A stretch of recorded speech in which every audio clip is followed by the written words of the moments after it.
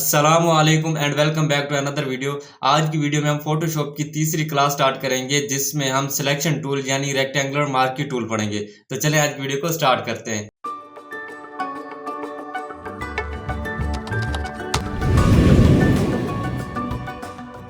पिछली क्लास में हमने ये वाला टूल पढ़ा था। आज की वीडियो में हम ये वाला टूल पढ़ने वाले हैं जिसका नाम रेक्टेंगुलर मार्की टूल है। रेक्टेंगुलर मार्की टूल को हम सिलेक्शन बनाने के लिए यूज करते हैं। यहाँ से भी आप लोग देख सकते हो। अब सिलेक्शन क्या है वो मैं आप लोगों को थोड़ी देर के बाद बताता हूँ। यहाँ पे देखो, आप लोगों को एक छोटा सा एरो भी दिख रहा होगा जो आप लोगों को ये इंडिकेट कर रहा है कि इस टूल के अंदर और भी टूल मौजूद हैं। अगर आप रेक्टेंगुलर मार्की टूल के ऊपर क्लिक करके रखते हो तो इसके अंदर जितने भी टूल होंगे वो यहाँ पे शो हो जाएंगे। पहला रेक्टेंगुलर मार्की टूल है, इलिप्टिकल मार्की टूल है, सिंगल रॉ मार्की टूल है, सिंगल कॉलम मार्की टूल है। Single raw marquee tool, single column marquee tool को हम बिल्कुल भी यूज नहीं कर रहे होते। रेक्टेंगुलर मार्की टूल और इलिप्टिकल मार्की टूल को हम ज्यादातर यूज करते हैं।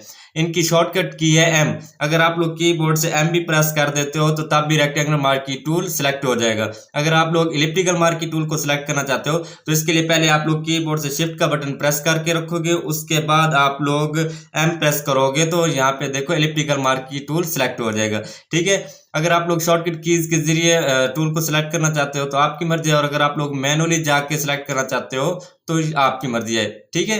अब इन टूल का पर्पस क्या है, इन टूल को हम किस लिए यूज करते हैं। मान लो यहाँ से मैं रेक्टेंगुलर मार्की टूल को सिलेक्ट कर लेता हूँ, उसके बाद मैं लेयर पैनल में आके यहाँ से एक न्यू लेयर क्रिएट कर देता हूँ। अब लेयर क्या है, जब हम लेयर वाली क्लास पढ़ेंगे तो तब मैं आप लोगों को लेयर के बारे में सब चीजें डिटेल के साथ समझा दूंगा। अभी आप लोग फिलहाल इतना समझ लो कि आप लोग जो भी काम करोगे आप लोगों को एक नई लेयर लेनी पड़ेगी। ठीक है। तो मैंने यहाँ से एक न्यू लेयर ले लिए, उसके बाद रेक्टेंगुलर मार्की टूल को सिलेक्ट करके यहाँ पे मैं एक सिलेक्शन बना देता हूँ। उसके बाद यहाँ से मैं ब्रश टूल ले लेता हूँ और सिलेक्शन के अंदर पेंट करता हूँ। तो देखो पेंट हो रहा है।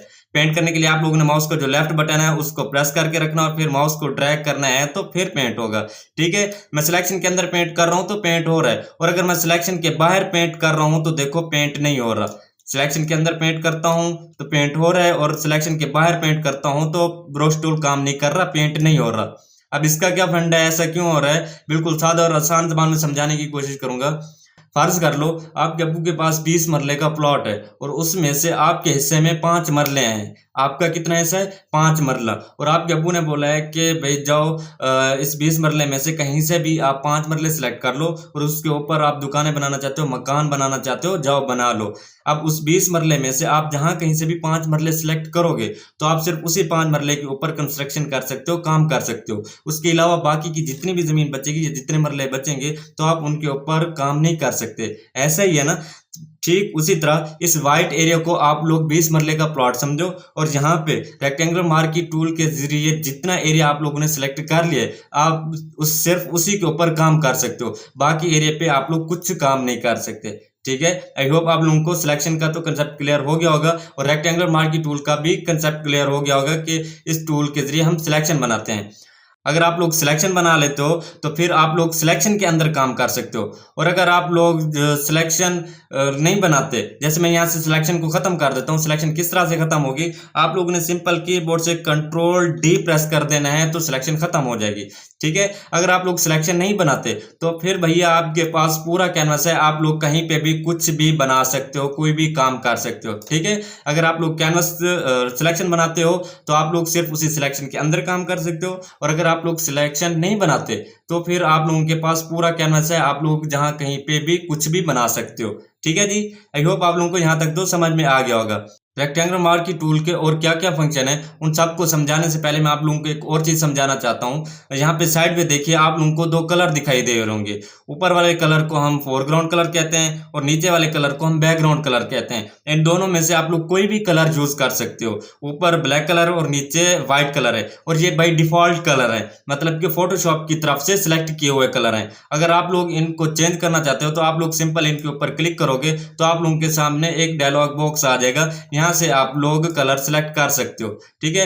अच्छा, हर कलर का ना एक नंबर होता है जो यहाँ पे शो हो रहा है। मैं यहाँ से कलर चेंज कर रहा हूँ तो देखो यहाँ पे नंबर भी चेंज हो रहा है। अगर आप लोगों को किसी कलर का नंबर आता है तो आप लोग यहाँ पे नंबर भी टाइप करके उस कलर को ढूंढ सकते हो। ठीक है। उसके बाद यहाँ पे आप लोगों ने कलर को सिलेक्ट कर लेना और यहाँ पे ओके पे क्लिक कर देना है तो कलर चेंज हो जाएगा। इसके बाद इसी तरह से आप लोग नीचे वाला कलर भी चेंज कर सकते हो। यहाँ से मैं कोई और कलर चेंज कर देता हूँ। ठीक है। इसके बाद ओके पे क्लिक कर दोगे तो नीचे वाला कलर भी चेंज चेंज हो जाएगा। अब अगर आप लोग इन दोनों को आपस में चेंज करना चाहते हो, स्वैप करना चाहते हो, मतलब कि रेड वाले कलर में आप लोग ब्लू कलर लाना चाहते हो और ब्लू कलर में रेड कलर लाना चाहते हो, तो यहाँ पे आप लोगों को एक ऑप्शन दिया गया है स्विच का। अगर आप लोग यहाँ पे क्लिक करोगे तो देखो ये कलर आपस में स्वैप हो गए हैं। अगर आप लोग कीबोर्ड से X भी प्रेस करते हो तो तब भी ये आपस में स्वैप हो जाएंगे, ठीक है। इसकी शॉर्टकट की है X। इसके बाद आप लोगों को यहाँ पे डिफॉल्ट कलर का ऑप्शन दिया गया है। अगर आप लोग यहाँ पे क्लिक कर दोगे तो दोबारा ब्लैक कलर और व्हाइट कलर आ जाएंगे, ठीक है। इसकी शॉर्टकट की है D। अगर आप लोग D भी प्रेस कर दोगे तो तब भी यहाँ पे डिफॉल्ट कलर आ जाएंगे। अब मैं दोबारा यहाँ पे कलर चेंज कर देता हूँ और नीचे वाला का भी मैं यहाँ से कलर चेंज कर देता हूँ जल्दी जल्दी, ठीक है जी। इसके बाद ओके पे क्लिक कर देंगे तो कलर चेंज हो जाएंगे।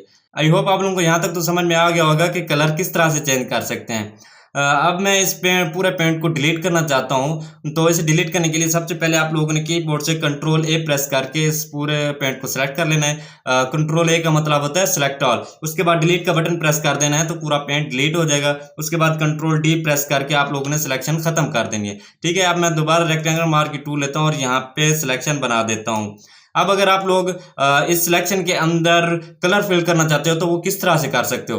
अगर आप लोग फोरग्राउंड कलर फिल करना चाहते हो तो इसके लिए आप लोगों ने कीबोर्ड से आल्ट का बटन प्रेस करके रखना है। उसके बाद बैक स्पेस का बटन प्रेस करोगे तो देखो इसके सिलेक्शन के अंदर फोरग्राउंड कलर फिल हो गए। अगर आप लोग बैकग्राउंड कलर फिल करना चाहते हो तो इसके लिए आप लोगों ने कीबोर्ड से कंट्रोल का बटन प्रेस करके रखना है और फिर बैक स्पेस का बटन प्रेस करना है तो देखो इसके अंदर बैकग्राउंड कलर फिल हो गए, ठीक है। इस तरह से आप लोग कलर फिल कर सकते हो। अगर आप लोग सिलेक्शन खत्म कर देते हो, जैसे मैं कंट्रोल डी से सिलेक्शन को खत्म कर देता हूँ और फिर अब अगर आप लोग alt back space button press करोगे तो पूरे लेयर के ऊपर कलर फिल हो जाएगा क्योंकि सिलेक्शन नहीं बनी हुई। इसके बाद अगर आप लोग बैकग्राउंड कलर फिल करना चाहते हो तो इसके लिए आप लोग कंट्रोल बैक स्पेस प्रेस करोगे तो पूरी लेयर के ऊपर बैकग्राउंड कलर फिल हो जाएगा, ठीक है। मतलब कि अगर आप लोग सिलेक्शन बनाते हो तो सिर्फ उसी सिलेक्शन के अंदर कलर फिल होगा और अगर आप लोग सिलेक्शन नहीं बनाते तो फिर पूरी लेयर के ऊपर कलर फिल होगा, ठीक है जी। आई होप आप लोगों को यहाँ तक तो समझ में आ गया होगा। अब मैं कंट्रोल ए प्रेस करके इस पूरे कलर को डिलीट कर देता हूँ। इसके बाद कंट्रोल डी प्रेस करके मैं सिलेक्शन को भी खत्म कर देता हूँ, ठीक है जी। आई होप आप लोगों को यहाँ तक तो समझ में आ गया होगा कि आप लोग कलर किस तरह से फिल कर सकते हो और सिलेक्शन क्या है। अब हम ऊपर प्रॉपर्टी बार में देखते हैं कि रेक्टेंगल मार्क की टूल के और क्या क्या फीचर दिए गए हैं। तो जो सबसे पहला ऑप्शन है वो है न्यू सिलेक्शन का और ये बाय डिफॉल्ट सिलेक्टेड है और मैं यहाँ पे सिलेक्शन बनाता हूँ। उसके बाद मैं दूसरी सिलेक्शन बनाता हूँ तो देखो पिछली वाली सिलेक्शन खत्म हो गई है। इसी तरह से मैं तीसरी सिलेक्शन बनाता हूँ तो देखो दूसरी वाली सिलेक्शन खत्म हो गई है। न्यू सिलेक्शन का ये काम है कि आप लोग एक वक्त में सिर्फ एक सिलेक्शन बना सकते हो, ठीक है। इसके बाद आप लोगों को दूसरा ऑप्शन ऐड टू सिलेक्शन का दिया गया है। अगर आप लोग इसको सिलेक्ट कर लेते हो उसके बाद अगर आप लोग सिलेक्शन बनाते हो तो देखो पिछले वाली सिलेक्शन भी रह गई है और अब आप लोगों ने जो सिलेक्शन बनाई है वो भी रह गई है। इस तरह से आप लोग तीसरी सिलेक्शन बनाओगे तो वो भी रह जाएगी। इसी तरह से आप लोग जितनी सिलेक्शन बनाओगे वो यहाँ पे रह जाएगी। अगर आप लोग इन सब सिलेक्शन को आपस में मर्ज करना चाहते हो तो वो भी कर सकते हो, ठीक है जी। आई होप आप लोगों को यहाँ तक तो समझ में आ गया होगा ऐड टू सिलेक्शन का। इसके बाद आप लोगों को सबट्रैक्ट फ्रॉम सिलेक्शन का ऑप्शन मिलता है। सबट्रैक्ट फ्रॉम सिलेक्शन का मतलब होता है कि जो पुरानी सिलेक्शन बनी हुई है उसमें से अगर आप लोग कुछ हिस्सा डिलीट करना चाहते हो तो आप लोग इस ऑप्शन के जरिए कर सकते हो। जैसे मैं इस ऑप्शन को सिलेक्ट कर लेता हूं, उसके बाद मैं यहाँ पे सिलेक्शन बनाता हूं तो पुरानी सिलेक्शन का जितना भी एरिया इस सिलेक्शन के अंदर आएगा वो डिलीट हो जाएगा और बाकी की जो सिलेक्शन होगी वो रह जाएगी। अब मैं यहाँ पे सिलेक्शन छोड़ता हूं तो देखो जो एरिया सिलेक्शन के अंदर आ रहा था वो डिलीट हो गया और बाकी की सिलेक्शन रह गई है। अब मैं यहाँ पे दोबारा सिलेक्शन बनाता हूँ तो देखना जितना एरिया पुरानी सिलेक्शन का जितना एरिया इस सिलेक्शन के अंदर आ रहा है वो डिलीट हो जाएगा और बाकी की सिलेक्शन रह जाएगी, ठीक है। सबट्रैक्ट फ्रॉम सिलेक्शन का ये काम है। इसके बाद आप लोगों को इंटरसेक्ट का ऑप्शन मिल रहा है। अगर आप लोग इसको सिलेक्ट कर लेते हो और इसके बाद ही यहाँ पे सिलेक्शन बनाते हो तो इससे क्या होगा, इससे होगा ये कि पुरानी सिलेक्शन का जितना भी पार्ट इस सिलेक्शन के अंदर आ रहा है अब वो रहेगा और बाकी की सिलेक्शन खत्म हो जाएगी। देखो मैं जैसे मैंने सिलेक्शन छोड़ी है तो जितना पार्ट सिलेक्शन के अंदर आ रहा था वो रह गया और बाकी की सिलेक्शन खत्म हो गई है। इंटरसेक्ट का ये काम है। अब यहाँ पे अब मैं दोबारा सिलेक्शन बनाता हूँ। अब जरा गौर से देखना कि पुरानी सिलेक्शन का जितना भी पार्ट इस सिलेक्शन के अंदर आ रहा है वो रहेगा और बाकी की सिलेक्शन खत्म हो जाएगी, ठीक है।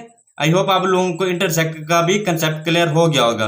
ठीक है, जिसके बाद आप लोगों को फेदर का ऑप्शन दिखाई दे रहा है और इसकी वैल्यू बाय डिफॉल्ट 0 है। और इसके बाद यहाँ से मैं न्यू सिलेक्शन को सिलेक्ट करके यहाँ पे सिलेक्ट करता हूँ और इसके अंदर मैं कलर फिल करता हूँ। तो देखो इसके एजेस कितने शार्प आ रहे हैं। अब अगर मैं यहाँ से फेदर की वैल्यू बढ़ा देता हूँ 50 टाइप कर देता हूँ और उसके बाद अब मैं सिलेक्शन बनाता हूँ तो देखो सिलेक्शन राउंड सी होगी है, सिलेक्शन राउंड ये बल्कि सॉफ्ट हो गए। अब अगर मैं इसके अंदर कलर फिल करता हूँ तो देखो इसके एजेस कितने स्मूथ आए हैं। ठीक है, आई होप आप लोगों को फेदर का कंसेप्ट क्लियर हो गया होगा। और ये एक तरह से परमानेंट फेदर है, मतलब कि अगर आप लोग यहाँ पे एक बार वैल्यू टाइप कर देते हो उसके बाद आप लोग जितनी भी सिलेक्शन बनाओगे तो हर सिलेक्शन के अंदर फेदर अप्लाई होगा। जैसे मैं यहाँ पे सिलेक्शन बनाता हूँ और इसके अंदर कलर फिल करता हूँ तो देखो इसके अंदर फेदर अप्लाई है। इसके बाद अगर मैं और सिलेक्शन बनाता हूँ और इसके अंदर मैं कलर फिल करता हूँ तो देखो इसके अंदर भी फेदर अप्लाई है। अब अगर आप लोग ये चाह रहे हो कि हर सिलेक्शन के अंदर फेदर अप्लाई ना हो, जिसमें सिर्फ आप चाहो उसके अंदर फेदर अप्लाई हो, तो इसका एक और तरीका है। इसके लिए आप लोगों ने सबसे पहले इसकी वैल्यू 0 कर देनी है। उसके बाद आप लोगों ने कंट्रोल A प्रेस करके डिलीट के बटन से इन सब चीजों को डिलीट कर देनी है और कंट्रोल D प्रेस करके सिलेक्शन को खत्म कर देनी है। ठीक है, अब अगर मैं यहाँ पे सिलेक्शन बनाता हूँ और इसके अंदर कलर फिल करता हूँ तो देखो इसके एजेस शार्प आ रहे हैं। इसके बाद मैं दूसरी सिलेक्शन बनाता हूँ और इसके अंदर अब मैं चाह रहा हूँ कि इसके अंदर फेदर अप्लाई हो। तो इसके लिए आप लोगों ने राइट क्लिक करना है और यहाँ पे आप लोगों को तीसरा ऑप्शन मिल रहा है फेदर का, यहाँ पे आप लोगों ने क्लिक कर देना है और यहाँ पे आप लोगों ने वैल्यू टाइप कर देनी है। मैं यहाँ पे टाइप करता हूँ 20 और ओके पे क्लिक करता हूँ तो देखो फेदर अप्लाई हो गए। और इसके अंदर मैं कलर फिल करता हूँ तो देखो इसके एजेस स्मूथ हो गए। मैं आप लोगों को थोड़ा सा जूम इन करके दिखाता हूँ तो देखो इसके एजेस स्मूथ है, इसके एजेस शार्प है और इसके एजेस स्मूथ है। ठीक है जी, इस तरह से आप लोग कलर फेदर अप्लाई कर सकते हो। अब मैं इसके अंदर कलर फिल करता हूं तो देखो इसके अंदर जो है ना फेदर अप्लाई नहीं हुआ। ठीक है जी, आई होप आप लोगों को फेदर का तो कंसेप्ट क्लियर हो गया होगा। अब मैं कंट्रोल A प्रेस करके सिलेक्ट कर लेता हूं और इन सब चीजों को डिलीट के बटन से डिलीट कर देता हूं, कंट्रोल D प्रेस कर देता हूं। आप लोगों ने जब राइट क्लिक किया था तो आप लोगों को यहाँ पे दो ऑप्शन और भी मिल रहे थे, एक सिलेक्ट इनवर्स का और दूसरा डी सिलेक्ट का। सिलेक्ट इनवर्स क्या है, अब जैसे मैंने यहाँ पे सिलेक्शन बनाई हुई है और ये वाला एरिया सिलेक्ट है। अब मैं ये चाह रहा हूँ कि ये एरिया डी सिलेक्ट हो जाए और ये वाला एरिया सिलेक्ट हो जाए। तो इसके लिए आप लोगों ने राइट क्लिक करके सिलेक्ट इनवर्स पे क्लिक कर देना है तो ये वाला एरिया डी सिलेक्ट हो जाएगा और ये वाला एरिया सिलेक्ट हो जाएगा। अब अगर आप लोग इसके अंदर कलर फिल करते हो तो देखो बाहर वाले एरिया के अंदर कलर फिल होगा। ठीक है, आई होप आप लोगों को सिलेक्ट इनवर्स का भी कंसेप्ट क्लियर हो गया होगा, ये कोई इतनी बड़ी चीज नहीं थी। ठीक है जी, अब मैं कंट्रोल D प्रेस करके एक सिलेक्शन को खत्म कर देता हूं। उसके बाद कंट्रोल A प्रेस करके डिलीट के बटन से इस पूरे कलर को खत्म कर देता हूं, डिलीट कर देता हूं।